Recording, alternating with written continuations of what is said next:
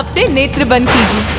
ये कैसा अंधकार है जिसने ब्रह्मलोक का प्रकाश ही हर लिया है? कौन है ये शिष्य? मेरे नेत्र बंद करने से जो अंधकार उत्पन्न हुआ उसी से इसका जन्म हुआ। इसके नेत्रों की दृष्टि जिस पर पड़ेगी वो अंधकार में डूब जाएगा। ये तुमने क्या कर दिया महेश्वरी? पार्वती, किस चिंता में हो? स्वामी, माँ को तो पुत्र की चिंता ही चिंतित करती है। गणेश यहाँ से जाते समय इतना व्याकुल क्यों था, जैसे वो मुझे छोड़कर ही ना जाना चाहता हो। पार्वती, चिंता विचार का विकार है। जीवन में उत्पन्न किसी भी समस्या का समाधान चिंता से नहीं, कर्म से ही प्राप्त होता है। इसलिए भविष्य की चिंता से वर्तमान के सुख का त्याग करना उचित नहीं। तुम्हारे पुत्र की मातृभक्ति अपूर्व है। वो तुम्हारे सानिध्य का सुख और दुलार पाना चाहता था, तो इसमें चिंता की क्या बात?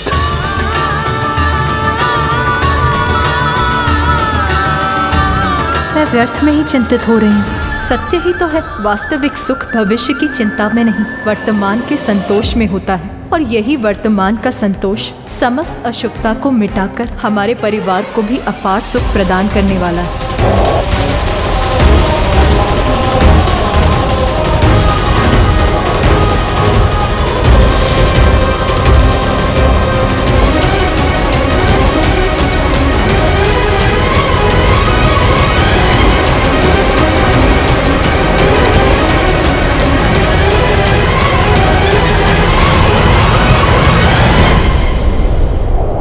क्या कारण है इस चिंता का जो किसी गुप्त शत्रु के समान बार बार मेरे मन में प्रवेश कर उस पर आघात कर रही है? माँ तो कुशल है ना?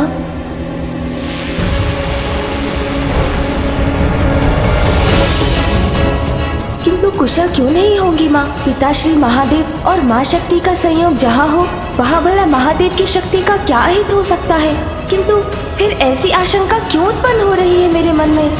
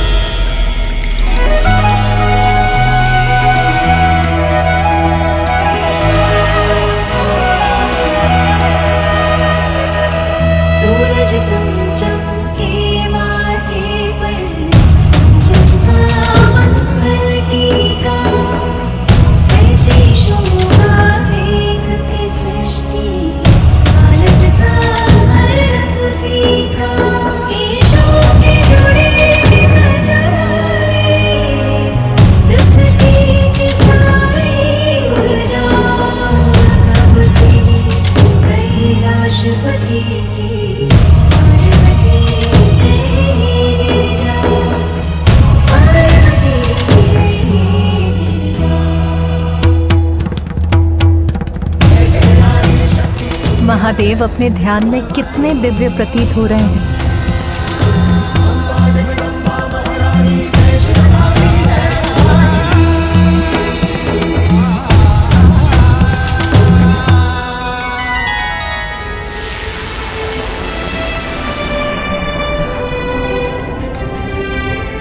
वो देखिए गणेश, वहां ऊपर वही है गोलोक, जहां दिव्य स्वर्णिम प्रकाश दिखाई दे रहा है। मूषक जी, हमें इन दिव्य मेघों के पार जाने के लिए और ऊंचाई पर जाना होगा। अद्भुत है ये विशालता।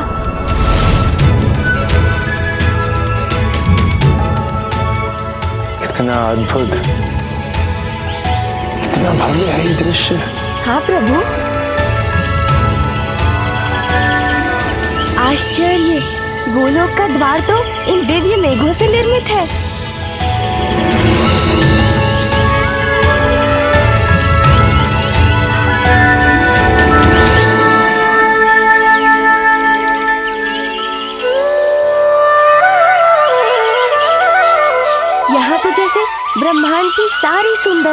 और दिव्यता समाहित है।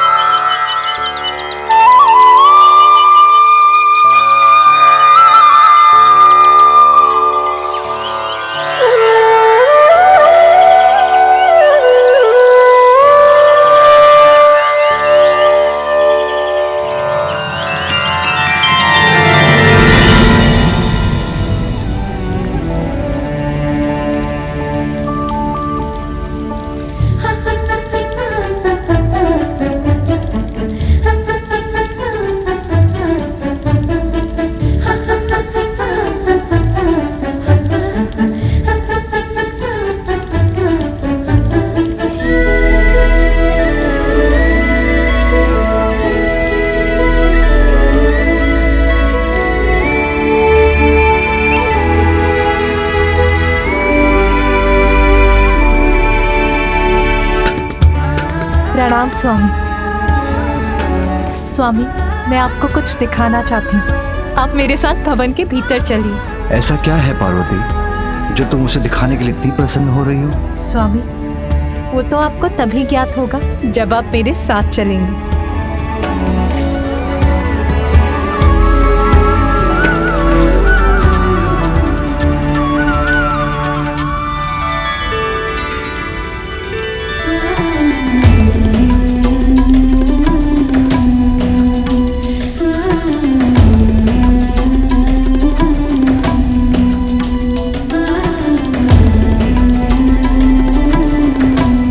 बताओ पार्वती, ऐसा क्या दिखाना चाहती हो तुम? बताती हूँ प्रभु, आप विराजिए।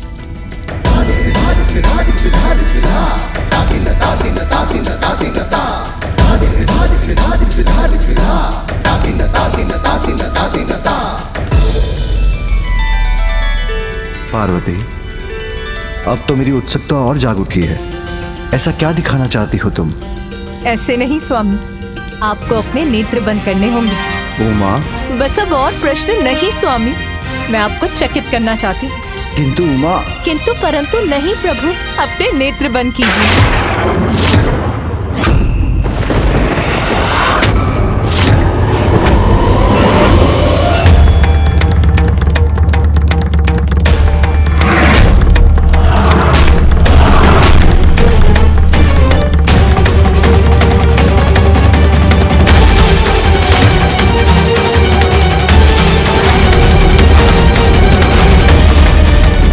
क्या हो गया?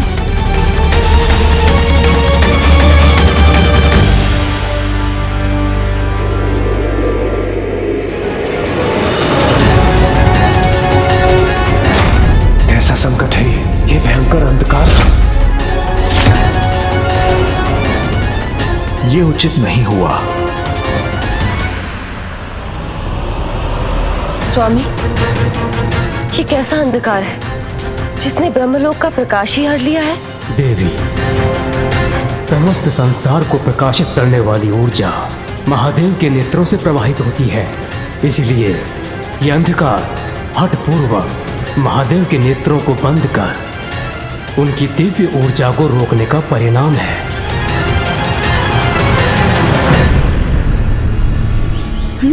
ये अकस्मात क्या हुआ? अचानक अंधकार कैसे छा गया यहाँ पे?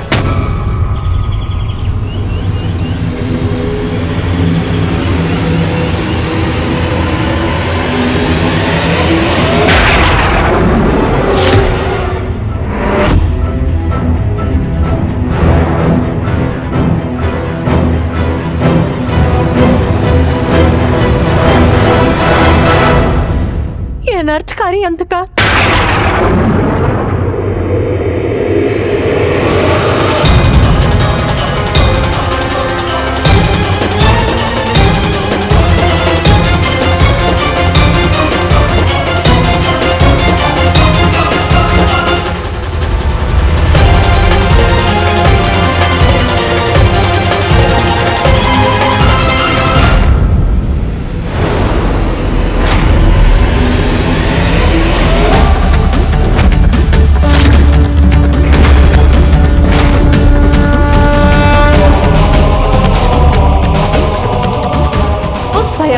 अंधकार ने तो इस भयावह अंधकारमय मेघ का रूप ले लिया है जो हमारी ओर ही बढ़ रहा है।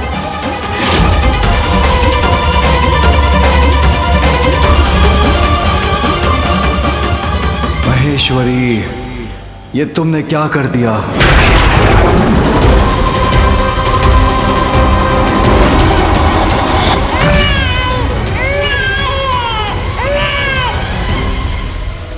प्रकाश पुनः लौट आया, किंतु कैसी विचित्र घटना थी ये।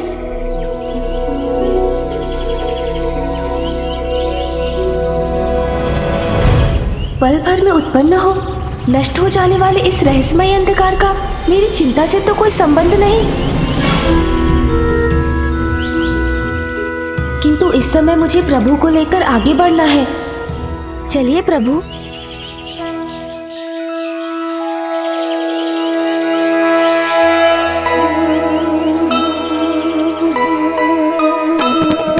गोलोक को पहुँचे राम संग गणेशा,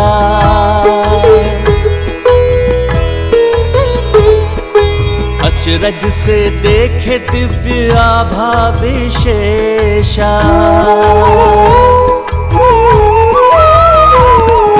दृश्य मनोहारी आभास अनमोला, झूल रहे परम राधे कृष्ण हिंडोला।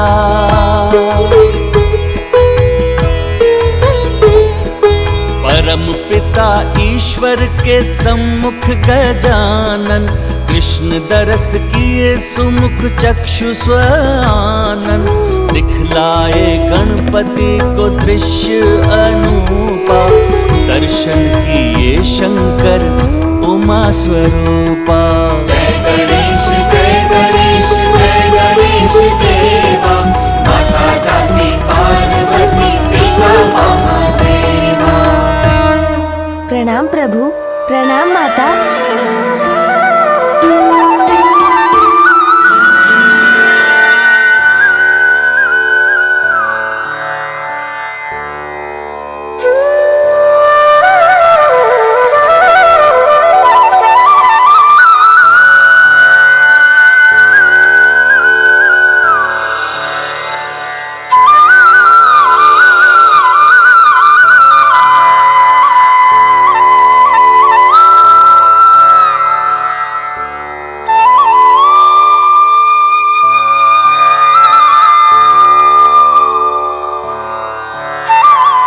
गोलोक में तुम्हारा स्वागत है गणेश।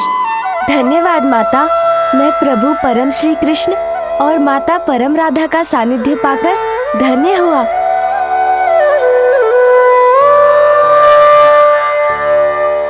क्या हुआ गणेश? कोई जिज्ञासा है तुम्हारी जिसे तुम शांत करना चाहते हो? हाँ प्रभु, हमारे यहाँ पहुँचने के पूर्व जो अंधकार यहाँ सर्वत्र छा गया था, उसका क्या कारण था?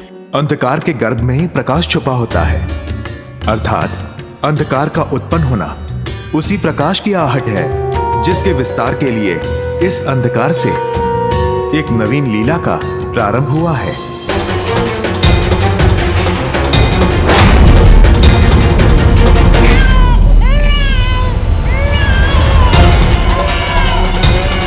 कौन है ये शिशु?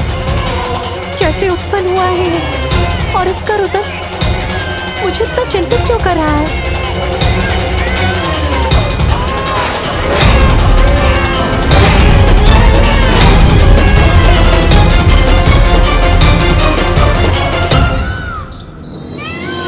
उचित है प्रभु।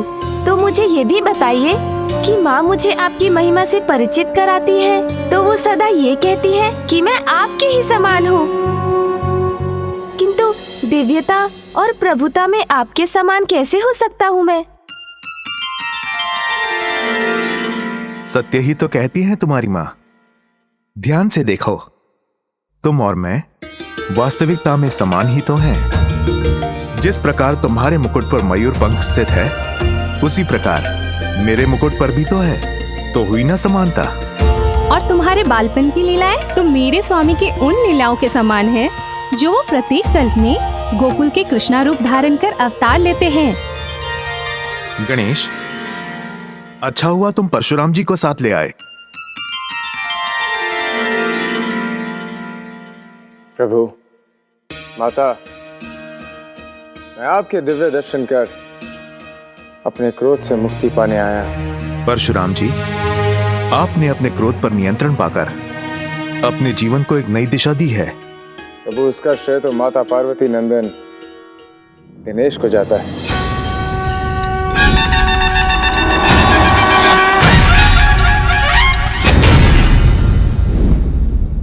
यदि बालक गणेश से मेरी भिड़ंत नहीं होती और मेरे द्वारा उनका दान नहीं टूटता तो मुझे कभी अपनी भूल का भान नहीं होता। किंतु जो हुआ उसके पश्चात अब उस भूल के लिए मैं क्षमा प्रार्थी हूँ।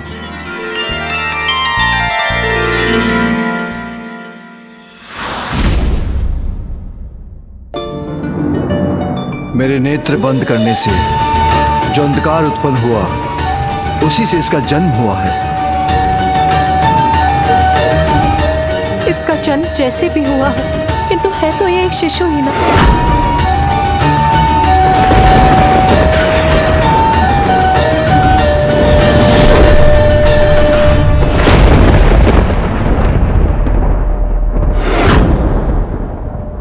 उमा,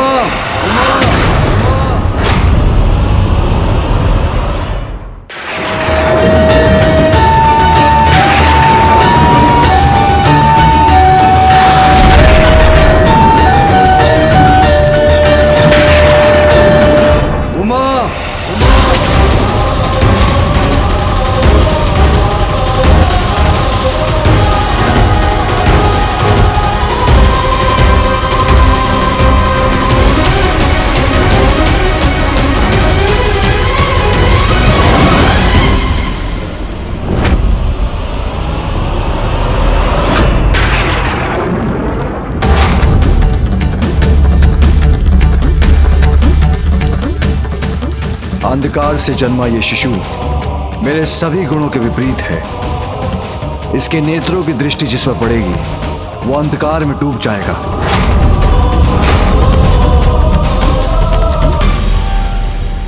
किंतु नाथ, हमें इसकी देखभाल का कोई उपाय तो करना ही होगा।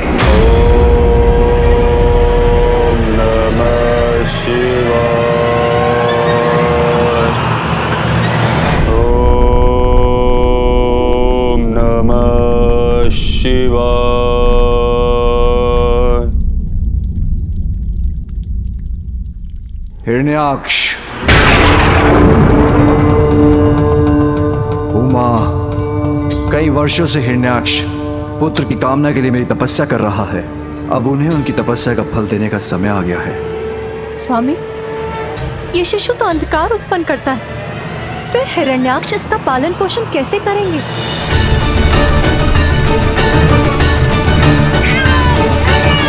इस शिशु के पालन पोषण का अधिकार उसी को मिलना चाहिए जो लंबे समय से पुत्र कामना में मेरी तपस्या कर रहा है। ओम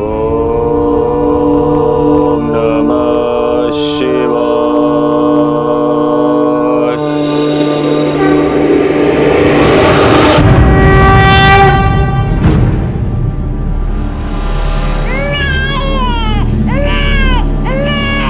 अंधकार से शिशु का जन्म अवश्य हुआ, किंतु हिरण्याक्ष इसे सुसंस्कारों से परिचित कराएंगे।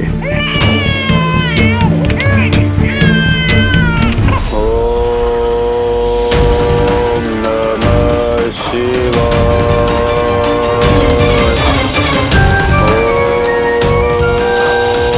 नमः शिवाय।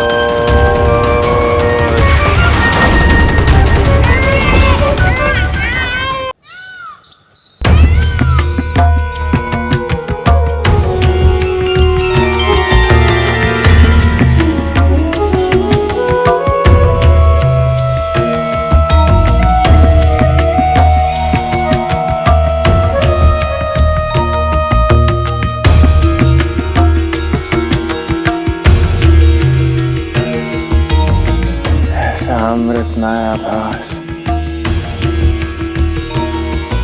ऐसी परम सुख की प्राप्ति, मैं धन्य हो गया प्रभु। मैं धन्य हो गया माता, मैं धन्य हो गया। तमसो मां ज्योतिर्गमया। अर्थात मुझे अंधकार से प्रकाश की ओर ले चलिए। ये प्रार्थना जो करते हैं उन्हें ज्ञात होता है कि वो अज्ञानता रूपी अंधकार में घिरे हैं और ज्ञान रूपी प्रकाश की ओर बढ़ना चाहते हैं। इसीलिए भगवान उनको रास्ता दिखाते हैं। परंतु जो जन्म से ही अंधकार से परिचित है और अंधकार को ही सर्वत्र मानता है, उसे तो स्वयं भगवान भी अंधकार से नहीं निकाल सकते हैं।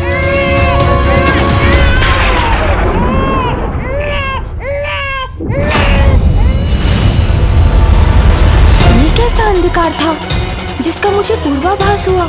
मुझे शीघ्र अतिशीघ्र यह जानना होगा।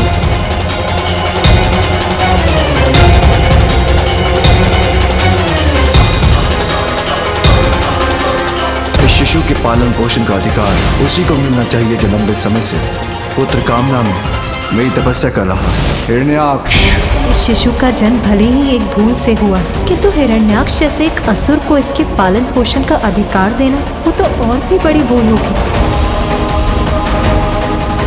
भूल तो हो चुकी है पार्वती। जो तुमने किया वो अनुचित था। अब उसका परिणाम तुम्हें ही भुगतना होगा। नियति अपना कार्य करती है, किंतु उसके कारण हमें अपना कार्य या कर्तव्य नहीं छोड़ना चाहिए, क्योंकि प्रत्येक कार्य के पीछे एक विशेष उद्देश्य छुपा होता है। पार्वती, किस चिंता में हो? स्वामी, माँ को तो पुत्र की चिंता ही चिंतित करती हूँ। गणेश यहाँ से जाते समय इतना व्याकुल क्यों था, जैसे वो मुझे छोड़कर ही ना जाना चाहता हो। पार्वती, चिंता विचार का विकार है। जीवन में उत्पन्न किसी भी समस्या का समाधान चिंता से नहीं, कर्म से ही प्राप्त होता है। इसलिए भविष्य की चिंता से वर्तमान के सुख का त्याग करना उचित नहीं। तुम्हारे पुत्र की मातृभक्ति अपूर्व है। वो तुम्हारे सानिध्य का सुख और दुलार पाना चाहता था, तो इसमें चिंता की क्या बात?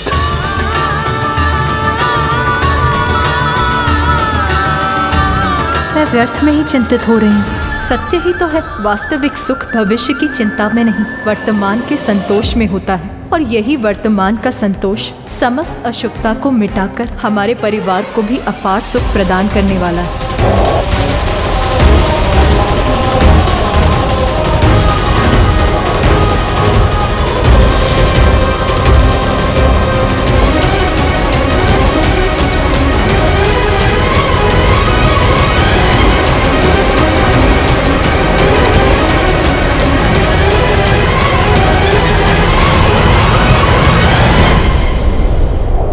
क्या कारण है इस चिंता का, जो किसी गुप्त शत्रु के समान बार बार मेरे मन में प्रवेश कर उस पर आघात कर रही है?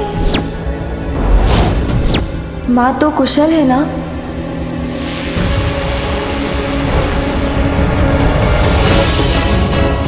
किंतु कुशल क्यों नहीं होंगी माँ? पिता श्री महादेव और माँ शक्ति का संयोग जहाँ हो, वहाँ भला महादेव की शक्ति का क्या हित हो सकता है? किंतु फिर ऐसी आशंका क्यों उत्पन्न हो रही है मेरे मन में?